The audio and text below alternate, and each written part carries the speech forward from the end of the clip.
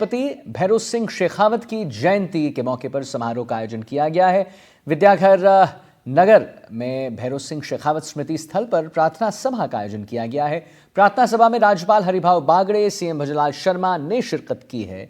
हम आपको ये भी बता दें कि प्रार्थना सभा में मंत्री राज्यवर्धन सिंह राठौर और मदन दिलावर भी शामिल हुए हैं। केंद्रीय पर्यटन मंत्री गजेंद्र सिंह शेखावत, डेप्यूटी सीएम प्रेमचंद बैरवा, प्रदेश बीजेपी अध्यक्ष मदन राठौर सहित कई नेता यहां पर मौजूद हैं।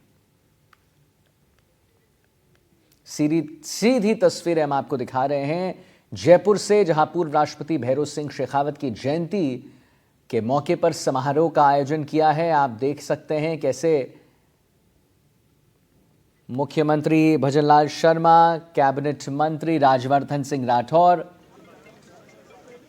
वहां पर मौजूद हैं। और जैसा कि हमने आपको बताया है कि प्रार्थना सभा में मंत्री राज्यवर्धन सिंह राठौर और मंत्री मदन दिलावर भी शामिल हुए हैं। ये सीधी तस्वीर जयपुर से आप देख पा रहे हैं कि कैसे वहां पर भजनलाल शर्मा मौजूद हैं। उनके ठीक पीछे आप कैबिनेट मंत्री राज्यवर्धन सिंह राठौर को देखेंगे जो शामिल हुए हैं। और ये जो कार्यक्रम है वो जयपुर में पूर्व राष्ट्रपति भैरों सिंह शेखावत की जयंती के मौके पर जो समारोह का आयोजन होता है वो कार्यक्रम है। विद्याधर नगर में भैरों सिंह शेखावत स्मृति स्थल पर प्रार्थना सभा का भी आयोजन हुआ है और प्रार्थना सभा में राज्यपाल हरिभाऊ बागड़े, सीएम भजनलाल ने शिरकत भी की है। तो प्रार्थना सभा में मंत्री राठौर आपको दिख रहे हैं, दिलावर दिख रहे हैं। सुशांत हमारे साथ फोन लाइन पर हमारे इनपुट एडिटर और जानकारी के साथ जुड़ गए हैं। तो सुशांत, आज क्या कुछ यहाँ पर कार्यक्रम होने वाला है आयोजित, और कौन कौन और जो वरिष्ठ हैं वो आने की उनकी संभावनाएं हैं? देखिए, पूर्व उपराष्ट्रपति जो हैं देश के भैरों सिंह शेखावत, जो राजस्थान के 3 बार सीएम भी रहे, उनकी 101वीं जयंती के अवसर पर विद्याधर नगर के स्मृति स्थल पर एक सर्वधर्म सभा का आयोजन था। और जो आयोजन था उसमें सीएम ने शिरकत की, राज्यपाल जो है वो भी मौजूद रहे, भाजपा के प्रदेश अध्यक्ष मदन राठौड़ भी रहे, सरकार के कई वरिष्ठ मंत्री भी इस कार्यक्रम में रहे। और वहां से निकलकर अब सीएम बगल में जो है एक लाइब्रेरी बनाई गई है, पुस्तकालय जो बनाया गया है। बाबू साहब जिन भैरों सिंह शेखावत को राजस्थान की जनता बुलाती थी उनकी याद में, उनकी स्मृति में, तो उसका अवलोकन करने के लिए मुख्यमंत्री जो हैं अभी वहां से निकले हैं। और अब यहाँ से निकलने के बाद सीएम जो है फिर डिप्टी सीएम दिया कुमारी भी यहाँ पर है, जो उद्योग मंत्री हैं गजेंद्र सिंह शेखावत, वो भी इस कार्यक्रम में शिरकत कर रहे हैं। मदन राठौड़ को से भी हमने बात की, तो सबने अपने अपने तरीके से भैरों सिंह जी को याद किया। उनके राजस्थान में रहते हुए जो फ्लैगशिप योजनाएं वो लेकर आए, आम आदमी के लिए, वंचित तबके के लिए, किसान के लिए, मजदूर के लिए, महिलाओं के लिए, और कैसे दलीय जो राजनीति थी उससे ऊपर उठकर उन्होंने जो प्रयास किए, वो सारे प्रयास जो हैं वो एक तरीके से अविस्मरणीय रहेंगे। राजस्थान की जनता उन्हें मिस करती है। और अब जो है मुख्यमंत्री कुछ कह रहे हैं, वो आपको एक बार सुना देते हैं। जी बिल्कुल। कह रहे हैं वो आपको एक बार सुना देते हैं।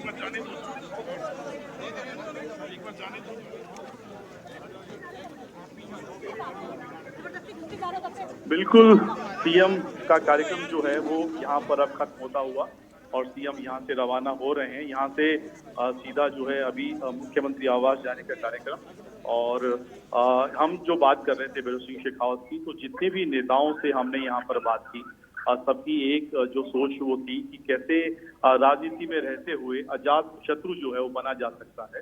और भैरों सिंह शेखावत के लिए यही सबसे सटीक उपमा है कि 3 बार के वो सीएम रहे, और ऐसे समय में जब सरकारें पूर्ण बहुमत में नहीं थी, उसके बावजूद कैसे सफलतापूर्वक ढंग से उन्होंने सरकारें चलाई और ऐसे ऐसी योजनाएं लेकर आए कि आज भी जनता उनको याद करती है।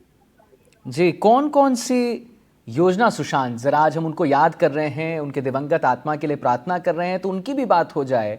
कौन कौन सी ऐसे योजना उन्होंने पटल पर रखा था जिससे आम जनमानस को बहुत हेल्प हुआ? देखिए, भाजपा का जो मूल विचार है कि कैसे आखिरी जो पंक्ति में खड़ा व्यक्ति है उसको कैसे लाभ मिले।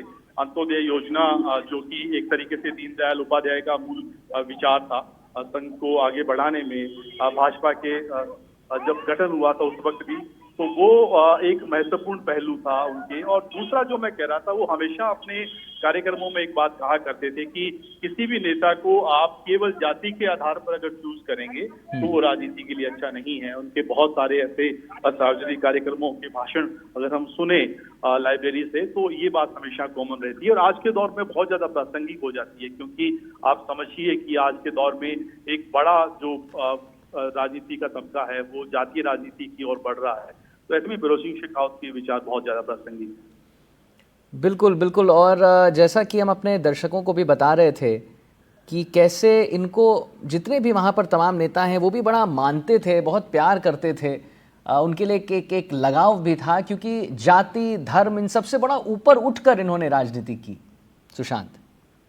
बिल्कुल बिल्कुल। और देखिए आपकी जब राजस्थान का एक तरीके से नव निर्माण हो रहा था, ऐसे में एक साधारण घर से निकला हुआ एक युवक जिनके बारे में कहा जाता है कि वो जेब में 10 रुपए लेकर चले, और नई पार्टी का जब गठन हुआ, भारतीय जनता पार्टी को राजस्थान में बनाने में, खड़ा करने में, सींचने में उनकी बहुत बड़ी भूमिका थी। उस पार्टी के आप सीएम बनते हैं और उसके बाद 3 बार मुख्यमंत्री आप बनते हैं, सरकारें चलाते हैं, भले ही आपके पास पूर्ण बहुमत नहीं रहा हो, लेकिन एक संदेश आपने दिया कि सभी को साथ लेकर चला जा सकता है। और भाजपा के वो उन चुनिंदा कद्दावर नेताओं में से रहे हैं जिनको नरेंद्र मोदी भी अपना जो है एक तरीके से आइडियल मानते थे और उन सलाह मशवरा करते थे। गुजरात जब भैरव सिंह शेखावत जाते, जब वो मुख्यमंत्री थे नरेंद्र मोदी, या फिर उनका राजस्थान कार्यक्रम था, तो वो कई बार इस तरह के संस्मरण पीएम मोदी भी सुना चुके हैं। तो एक बहुत लंबी जो विरासत है, गहरी विरासत है, एक लेगेसी है जिसको आज का जो भाजपा का कार्यकर्ता है वो देख समझ सकता है, बहुत कुछ सीख सकता है कि साधारण परिवार से निकलकर कैसे किसी सूबे का मुखिया बना जा सकता है। हालांकि भजन लाल शर्मा भी आज एक बड़ा उदाहरण है, लेकिन तब परिस्थितियां अलग थी। तब शायद भाजपा उतनी मजबूत पार्टी नहीं थी और भाजपा को बनाना था, खड़ा करना था, और आज जिस मकाम पर राजस्थान में भाजपा है उसमें एक बहुत बड़ा योगदान भैरव सिंह शेखावत का भी। जी सुशांत, एक और बात बताइए कि भैरव सिंह शेखावत जी को बाबूसा के नाम से भी जाना जाता था। कई लोगों ने बाबूसा कहते थे। 1954 में प्रथम राजस्थान विधानसभा से राजनीति का इन्होंने सफ़र शुरू किया था, और जैसे सुशांत आप बता रहे हैं कि एक बड़े ही मिडिल क्लास परिवार से आकर इन्होंने ऊंचाइयों के शिखर को छुआ।